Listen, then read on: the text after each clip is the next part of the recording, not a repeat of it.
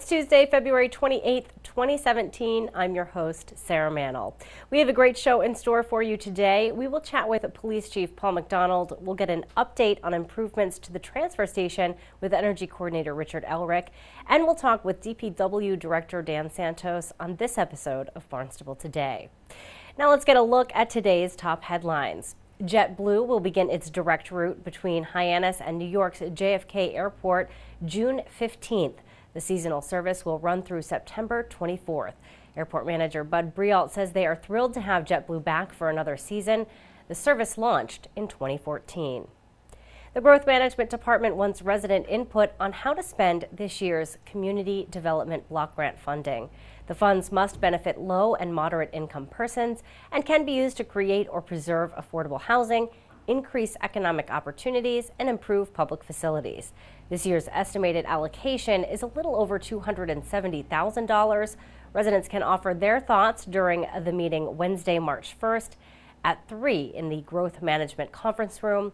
All are welcome to attend that meeting. Well, lifeguard regulations in the town of Barnstable will again take center stage during this week's Board of Health meeting. The Board of Health is reviewing the current trial period of having no lifeguards for hotels with 75 units or less. The Board of Health meets today, Tuesday, February 28th at 3 in the Town Hall hearing room. The Barnstable School Committee will continue discussing a class rank at Barnstable High School this week. Principal Patrick Clark has suggested doing away with class rank. Clark says class rank is used less and less by colleges and universities and often can be a big source of stress for students. Also on the agenda is an update on the FY18 budget and a presentation by the Barnstable Youth Commission. The school committee meets Wednesday, March 1st at 7 in the Town Hall hearing room. Up next, we're going to chat with Police Chief Paul McDonald. Joining me live now over the phone is Deputy Chief Matthew Sonnabend. We thought we were going to get Police Chief Paul McDonald, but we have a surprise guest. Thank you so much for calling in this morning. We really appreciate it. No problem. He likes to do that sometimes. He likes to throw a curveball at you, but I was ready, so here I am. That's awesome. Well, lots happening over the weekend. The Hyannis Marathon, that keeps you guys kind of busy. How did this year's Hyannis Marathon go? This year it went excellent. There were no incidents. We get out ahead of it a little bit now. I mean, we get with social media and everyone's so interconnected nowadays. We can get information out to everybody, get them, the routes posted so they know where to avoid different intersections and they know that the event is coming. So that helps out a lot. Isn't that nice? You can't avoid everything, but it does help with the traffic situation a lot. Yeah, and it's nice, I think, to be able to use social media to just remind people, because I think so many times we don't know when events are going to be held, so to kind of give them that prep is a great thing. So glad to hear it went smoothly for you guys. It is an excellent tool, and it was great. I mean, it was a fantastic day for running. It was really a little breezy, but it was a nice day. Yeah, love that. I'm sure the runners really appreciated that as well. Oh, I'm sure they did appreciate it. I'm sure they did. Another big event is coming up that I want to chat with you about, and I know the police department has been very involved with some of the youth commission's work. They are now holding, I think, their third annual Barnstable Youth Summit, and 7th grade youth summit. So very important events. This year, they actually got Chris Herron to come, which is very exciting. Yes, they did. Chris Herron, the former Celtic, he is maybe a lot of people aren't aware, but he did have his own battle his own demons with addiction and whatnot, and he's really turned a lot of things around, and he's turned it into a positive by coming out and speaking to young people with the hopes of, if you can just reach one person and let them know that, someone else out there who, people kind of looked up to at the time, went through something, that it can reach a life like that maybe you're not alone, and it's okay to reach out and get help from somebody. I think important too to kind of get that lesson across that these things are very addictive. I know he talks a lot about. I've actually heard him speak. I got a chance to interview him once before, and he talks a lot about how he really didn't understand. I think when he started using prescriptions, that they would be so addictive. And so I think trying to get that message across that opiates are extremely addictive, whether it be a prescription or not. So very important message. It's a common misconception that, people, they think sometimes you get a prescription from a doctor that everything is safe, but, we're all different. We all have different trigger mechanisms in us, and some people even if it's just a little bit, get that little bit, and that's it. It becomes the major focus of their life, and it completely takes them over. But what the other great angle of this is that we as adults can preach to kids all the time about, hey, this is bad for you, and it's easy as a kid to be kind of dismissive of somebody. As an adult, what do they know? I'm a kid. I'm kind of invincible. But when your own peer group reaches out to you, as the Youth Commission does, and sits down, it comes across more of on an even level and more as a one-to-one instead of someone talking down to you. So it tends to reach them a little bit more. It's another tool to get in there and talk to them as a one-on-one instead of someone bossing you around, And a perfect age group. I think the Youth Commission really discussed this for a long time and decided it was so important to hit the 7th graders before they head into the high school for 8th grade. And I think that's a really important year and transition period for these students. So a great time, I think. Absolutely. We've all been there. Transferring into a new school and being that little fish and trying so hard to fit in that, for some it gets overwhelming and, a little more, you just get that time period where you're a little more vulnerable to negative influences. And then, sometimes that's all it takes, a little crack in the door and trouble steps its foot in, So getting ahead of the game and getting the kids some education and letting them know that there are friendly faces out there that if there are issues, they can turn to them. And I know the police department has been involved in the summit. Many officers have attended in the past. Are you guys going to be a part of this year's Youth Summit like you have in the past? Absolutely. We will be there. We think it's an extremely important community event. We do also encourage parents, take the time to come out and participate as well because really studies have shown that you as a parent may not think that your kids hear what you say, but they really do. They do value, no matter how much they protest or how much they fluff you off, they do value what you have to say. And the greatest influence in a kid's life can be their parent. But you have to be involved. You have to ask questions. You have to be aware, and you have to be an active participant. Parenting is an active sport. You have to be involved. You have to know what's going on. You have to stay engaged. And going to something like this with your kids will help you have some common ground and to hear what's going on, to give you some tools to be a little more active in your children's lives at this critical time period. Yeah, and spark some conversations between parents and students. Want to make sure everyone knows who's watching. The first night of the Youth Summit is directed at parents and children together. So this is really open to everybody. The following day is actually during the day for the 7th graders. So can you refresh my memory? I don't mean to put you on the spot, but I don't have the date here listed. It is March 16th. See, I knew you'd ask me, so I looked it up. It's March 16th, and I want to say it's like 5:30 p.m. By 5:30 where it starts the presentation over the Tilden Arts Center at the college, and that's when he's going to speak, and there's going to be some other little presentations. Like you said, that's the time period for the children, for the parents really to come with their kids. And then the next day, obviously, it's going to be during the day because they go over during class periods, and they go over and spend the time at the event, which can be difficult for parents who are working or whatever to get over there during that time frame. So really, the first night is a good time for parents to get over there and, like you said, to spark a conversation. But take advantage of that to have that discussion with your children after you go and witness this and hear what Mr. Herron has to say. That's right. It's completely free, so I just want to make everyone aware too. It is a free event to attend, which is really fabulous that the Youth Commission has brought him here. Absolutely. A lot of people, there are a lot of volunteers and donors and everything that line up to help make this event happen. So take advantage of it. Get out there, be engaged, and be with your kids. And one quick reminder too, before I let you go. Of course, NSTAR may be spraying coming up. When can we expect that? Oh yes, if that I believe I was taking a look at the paper this morning, and that's going to be March 27th that they're slated to start doing that. But we know in the past there's been some delays and. Different groups have taken different actions, court actions or whatever, to delay the spraying and whatnot.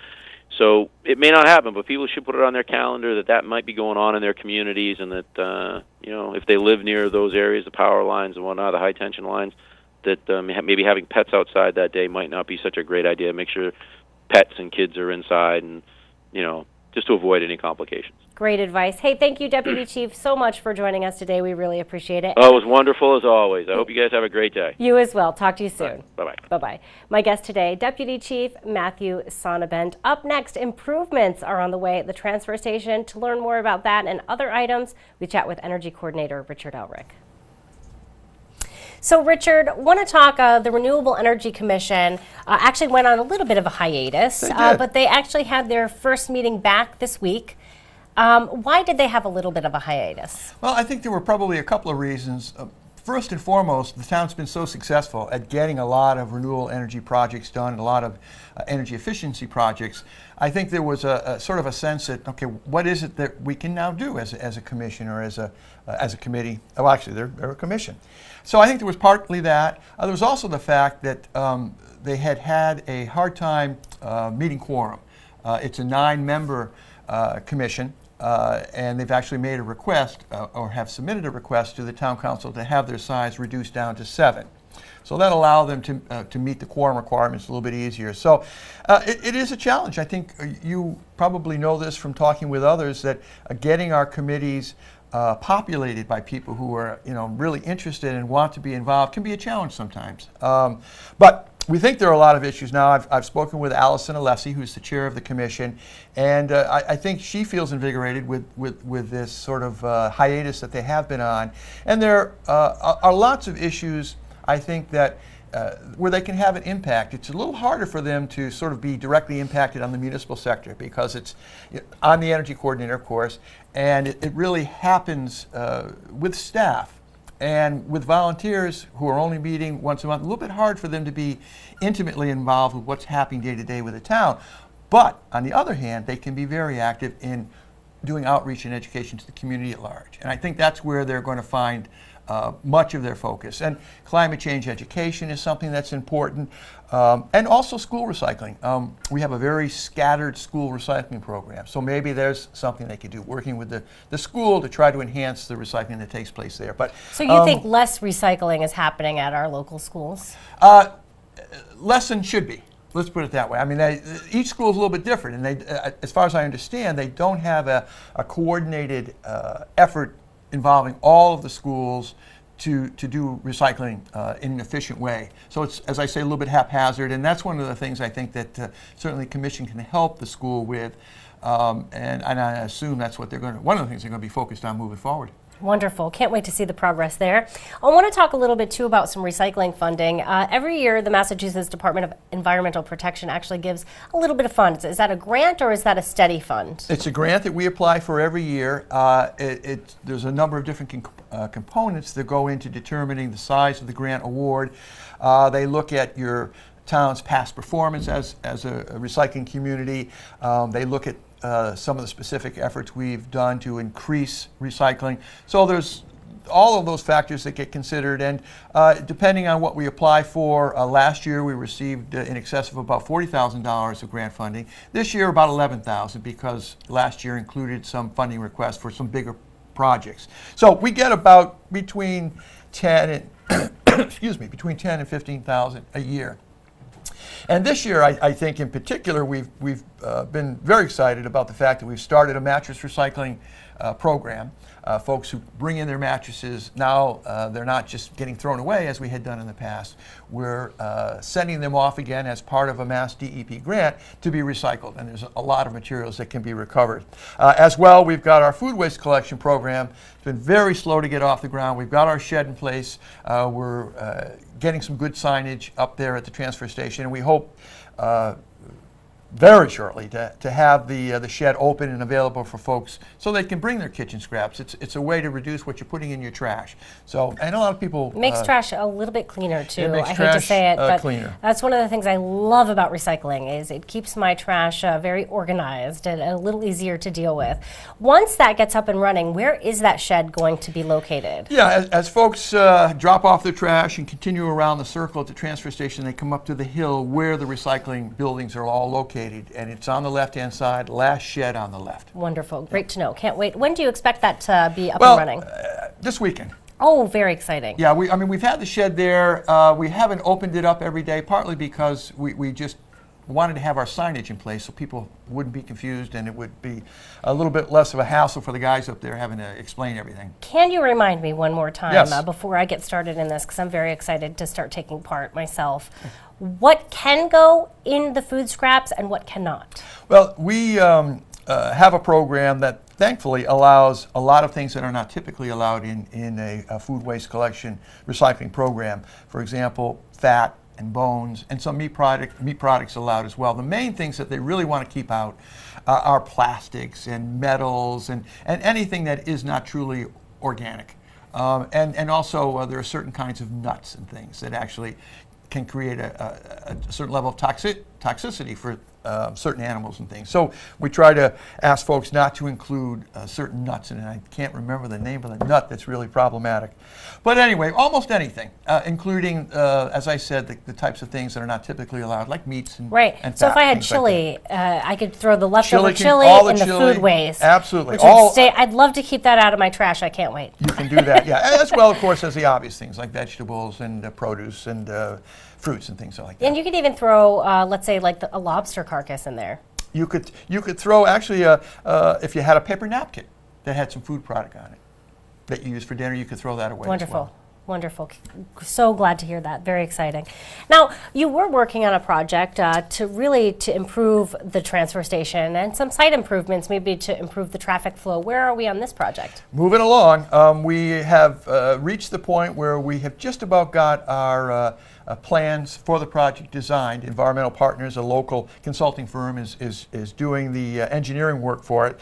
We hope to be going out to bid for this project probably within the next couple of months, I think, is about what we're shooting for. And again, as we've mentioned before, what we're really hoping to do, or what we're planning to do, is to combine the recycling with the trash drop-off at that same spot. And that spot will be where we currently drop off our trash. So the recycling will be coming down there. But we'll be changing the layout. The road work will be changed. As well, we're going to be moving the swap shop much more forward, making it much more accessible to folks, as well as segregating it out a little bit from the rest of the recycling and the trash areas. So we're, again, moving forward. We've got some very minimal DEP permitting that we're going to have to do.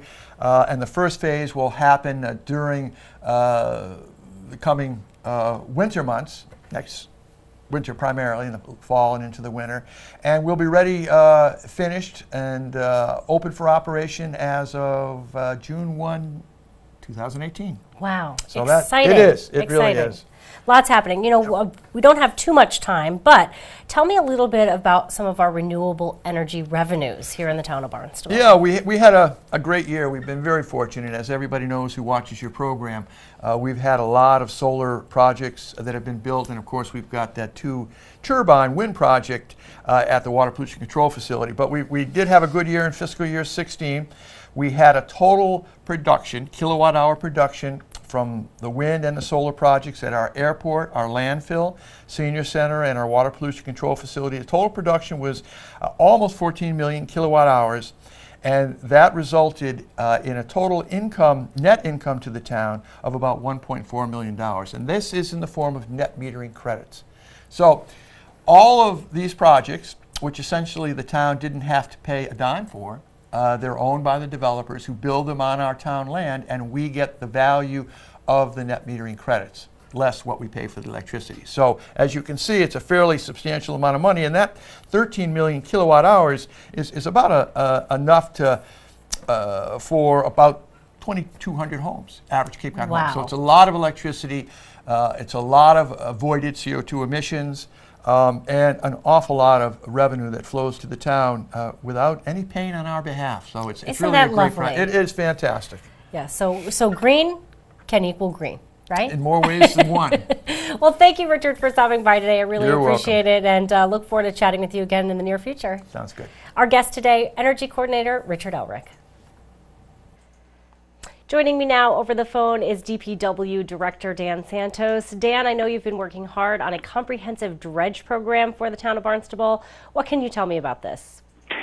Well, this is a interesting project that we've been involved in over a couple of years, funded by the town council through the capital program, to look at all of our waterways. And as you know, in Barnstable, we have water on both sides, and lots of opportunities for navigation for commercial and recreational boats and vessels. And what happens in this environment where we live is it's mostly sand. That sand moves all the time.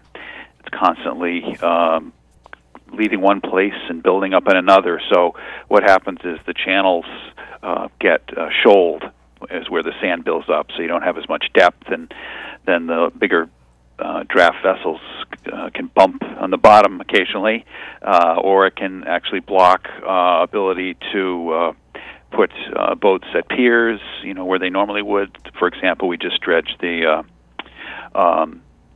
piers in the in the Hyannis Harbor by the Gateway Marina. We got that because they were having a problem there. So anyway, this big project looks at all of our waters in Barnstable and determines what schedule they should be on for dredging. So we kind of dredge it before it becomes a problem. And the other issue with dredging, it's a very complicated permit process with the state and the federal government. So even if you wanted to dredge, you have to go through this long process. And by having this program in place, this maintenance dredge program, we'll have permits in hand that'll cover us for 10 years, say, and allow us to dredge as we need and not have to go through that whole permit process. So the big three takeaways is we know the schedule, what has to be dredged and when. We have cost estimates, so we can plan for the money to be able to do the dredging. And we hopefully save time on permitting. So and isn't it tough as well, Dan, to schedule a dredger? I don't know, what do you call them? Is it Yeah, they have different types of dredges. The county has a dredge. I think they just bought another one as well, and we like to use them because they are cost effective. But there are time of year restrictions in some areas because of the environment and the particular fish that are present or their spawning season. So in some cases, we can only dredge between October 1st and January 15th. So we have to, that's all part of this, is looking at that dredge window. So we have to have all our design done and everything in place and awarded so that we can hit the ground running when the window opens to get the dredging done. Right, make sure everything's in place, all the I's are dotted, all the T's are crossed, and Exactly. everything's ready, and you know when things are coming, so you Right. can sort of expect that and have it on a schedule. How has it been managed in the past, before now? Have there been similar plans in place? Well, it hasn't been comprehensive. It's been each dredge project is a project unto itself, so we're tracking a number of dredge projects all independently, and it made sense to bring them all together and understand the whole scope of the dredging issue in the town. Yeah, definitely for planning purposes, makes the most sense. Well, Dan, thank you so much for joining me today. I really appreciate it and look forward to chatting with you again next week. You're welcome. All right, have a great day. You too. Bye now. Bye-bye. My guest today, of course, DPW Director Dan Santos. Let's take a look right now and find out what's happening around town in today's community calendar. So many things happening in Barnstable. There's never a dull day. For you, you can catch some really great fun improv every Friday night at the Geyer Barn. The New Classics Company actually put those on, and they put together a great show that actually requires some really fun interactions with the audience so you can be a part of the improv. The show begins every Friday night at 7:30 at the Geyer Barn. The event is free to attend. Donations are accepted at the door. You can save the date. A comedy night next month will raise money to support the Barnstable High School after prom event, and we know that really helps keep kids safe after prom. The comedy night will feature Barnstable's Jim Ruberti as the MC. Food and a cash bar will be available. There will also be a live and silent auction. The comedy night will be held at the Cape Codder Resort and Spa Saturday, March 11th at 7. For more information, you can visit the Barnstable High School Prom Celebration Facebook page. And I just want to be clear, that is spelled on the Facebook page, Barnstable HS Prom Celebration Facebook page. Now here's a rundown of this week's board, committee, and commission schedule.